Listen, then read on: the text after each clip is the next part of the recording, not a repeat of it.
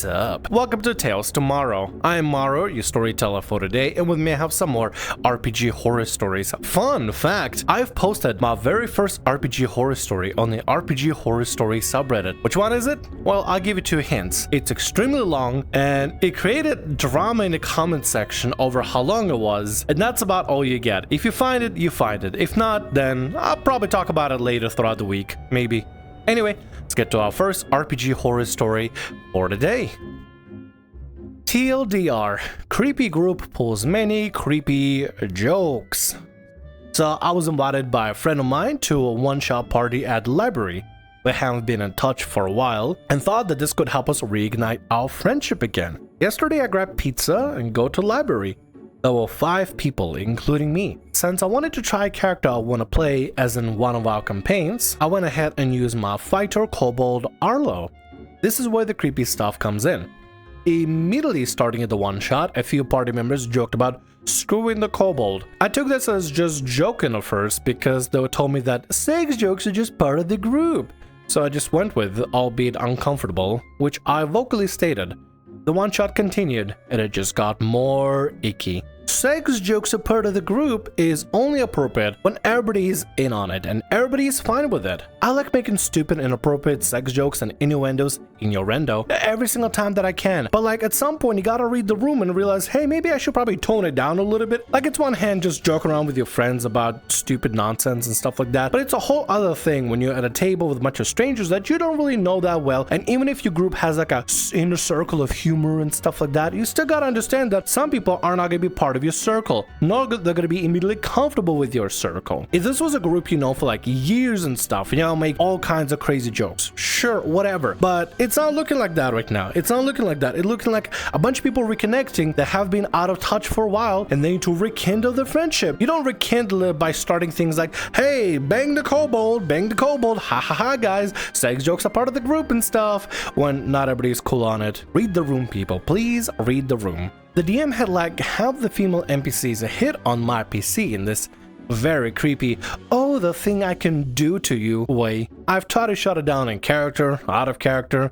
I stopped the game to tell them how uncomfortable I got. My friends played along with them, excusing the DM as eccentric and going overboard.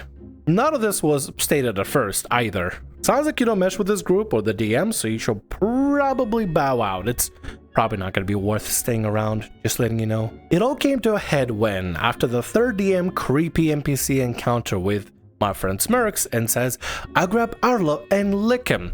And I just left. Grabbed my stuff, the pizza, and left. Today I confronted him and he said, and I quote, I was gonna motorboat him at first, but I thought that would be weird and creepy, so that's why I licked Arlo instead. Maybe I overreacted? I don't know, but even if it was a joke and all, I wish they would have said something beforehand. Nah, here's the thing, they don't need to say anything. You already said several times, in character, out of character, and just publicly at the table, that you ain't cool with that kind of stuff. And that's fine. But the problem is, they don't respect your boundary and decided to push it even further because they don't take your boundaries seriously whatsoever. There's nothing wrong with having boundaries, and you described your boundaries to them, in character, out of character, you tried every way possible. We even told them straight up, stop, don't do this thing. And they kept pushing it further and further and further, even debating, should I lick or motorboat this kobold? Just don't. Just simply don't. Anyway, the story was kind of ick. Let's get to the next story to try to brain cleanse that one out of our system. First time DM forced to kick out problem player. This is my first time posting here. This isn't quite the bad, but was my first time DMing and my first time kicking a problem from my table. Cast DM, me, sorcerer, the problem player. Oh, this is the other story about the dwarf that took the bard as a servant, slave thing. And yeah, this is the same person writing that story. Oh my god. I should have tried to look up this story first. But anyway, we get to read the other story now. Let's do this. A few years ago, I was DMing a game for the first time over Discord. I was excited, nervous, but mostly terrified. I was running a homebrew game, and the start of the campaign was basically an apocalypse. The party was separated and enjoyed the normal day until tornadoes and firestorms and lightning, etc. began destroying everything. The players took turns describing the normal days, role-playing through the event. Some moved quicker than others, but I try to give everyone equal time to shine. About 5 to 10 minutes. Sorcerer's turn comes, and he describes he's sleeping peacefully beneath a tree, with his fire cat resting softly on his chest, and I cut him off with, oh wait, what fire cat? I don't remember anything about that. Was it like a familiar? I mean, if it's like a familiar that just cosmetically looks like a fire cat but doesn't actually do anything, I think it's fine. But it's an RPG horror story, and we all know how those turn out. Well, you said you could pick an uncommon item to start with, and I found this one where I get an enchanted familiar online, so I took it. Dude, that's totally not okay to just grab a homebrew item without telling me.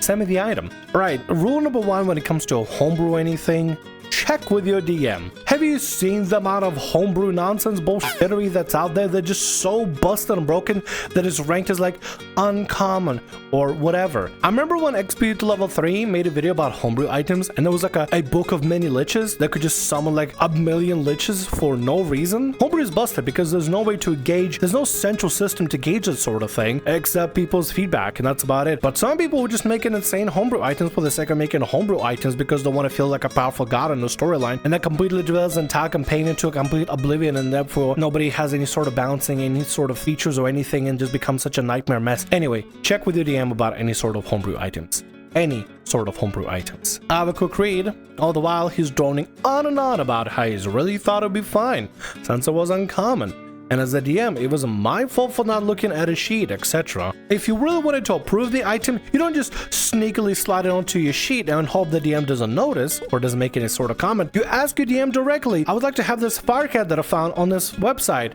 D&D Wiki or whatever, I don't know, whichever site. I wanted for you to check it out and let me know that's okay. If not, I can always switch it out for another item. You don't just slide an item onto your character sheet, because you could do that for any item. You could slide 100,000 magical items onto your character sheet, stuff them some sort of a bag, make them all weight 0 on D&D Beyond or some other stuff or whatever system y'all use, and therefore you basically have a tons of magical items. And if the DM suddenly didn't check the one little bag that was in your inventory for these 100,000 magical items, then you wouldn't be caught. And you'd be like, well, DM, you should have checked my character sheet, boo-hoo-hoo. Be cooperative with your DM. DM is another player at the table. Respect them and treat them like a normal person at the table. Don't be a dickhead about it. Don't be a jerk. Why are there so many jerks out there? Because it's an RPG horror story.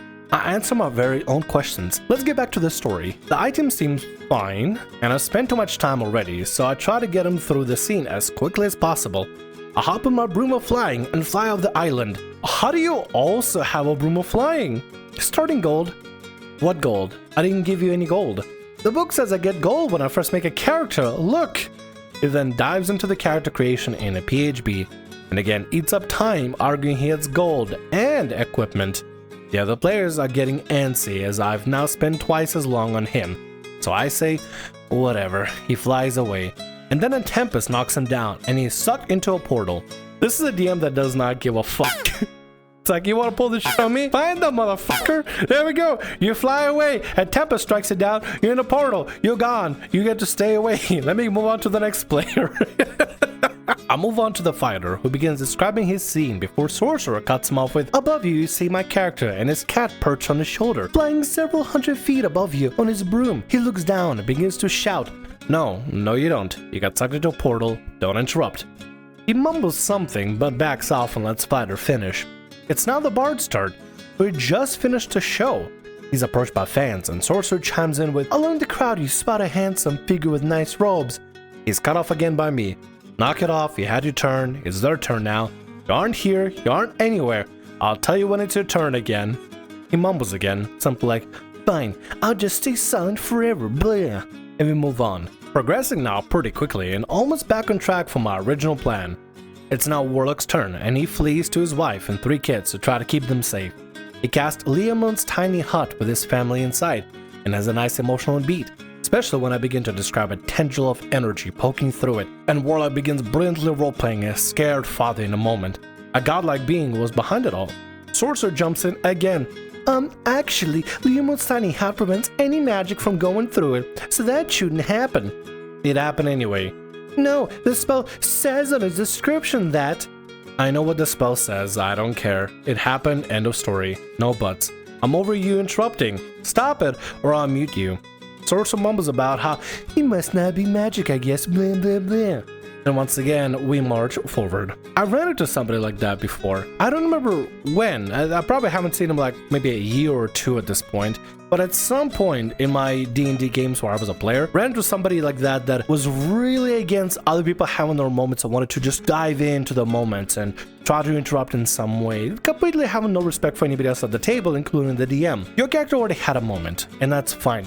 Let the DM take over the narrative process. Whatever they're doing right now is completely fine. Now the other players opposed to it, the warlock having the weird tendrils poke into the demon's tiny hut, the warlock has no problem with that. Right now they're having a bit of a moment. It's a setup. Let them have this setup. Let them have their fun. Some super quick context. In my game were a handful of champions who were basically leaders and heroes. Each of the party members were closely affiliated with one of these champions. I reiterate that they were close with and loyal to these champions. After everyone had their turn and was through the portal, the champions appeared to basically say, "We lost, but we chose you all to be our chosen, and fight on behalf of the country. Work together and beat them." Then hands them each an artifact that together are the keys to a victory. First thing Sorcerer does once he is released into the new world, while I'm describing it, I take my artifact and fly away. I don't know these guys and I don't trust them. This devolved into an argument that ate up, again, way too much game time, and I was forced to drag him into private to give him one last chance. And I'm now on the verge of just tossing him. I tell him that I've given warning after warning to quit interrupting me and quit eating up my game time, and that he needs to quit and apologize to the others now or he's getting booted. And he begins to whine, literally whine like a child in a call. I banned him from the server mid-sentence. Went back to my mediocre game. Oh my god, this DM does not give a fuck. I like this DM a lot.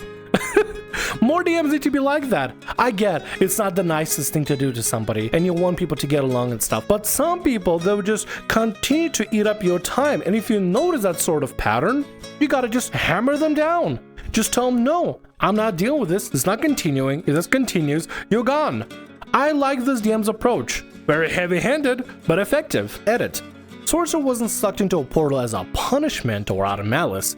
That was the conclusion of their intros and was them going through the portal and meeting the champions. I know it can be a little bit difficult to confront people. Confrontation is not everyone's suit. Not everybody's comfortable with confronting people directly and telling them, hey, knock it off. But it's an important skill to learn, especially if you're running a game. You're the one calling the shots. You're the one deciding what's going on and who's in the game. And if the other players are having fun and this one player is being a nuisance, get him to stop or just get rid of him. Simple as that. I hope we get more stories out of this poster. Seriously, this was really well done. I'm hoping we get more horror stories. Well, I don't hope we get more horror stories because it's like I'm expecting people to go through more nightmare to post on RPG Horror Stories later on. But I mean, hey, I appreciate your stories. Well done. And with that, that's going to be all our stories for today. I want to thank you very much for watching, and thanks so much for being here. If you like what I do, consider subscribing to the channel and leaving a like. Also, if the RPG Horror Stories ever goes down, or if you want to submit your own personalized horror story, email is down in the description below. I'll see you again in more Tales Tomorrow.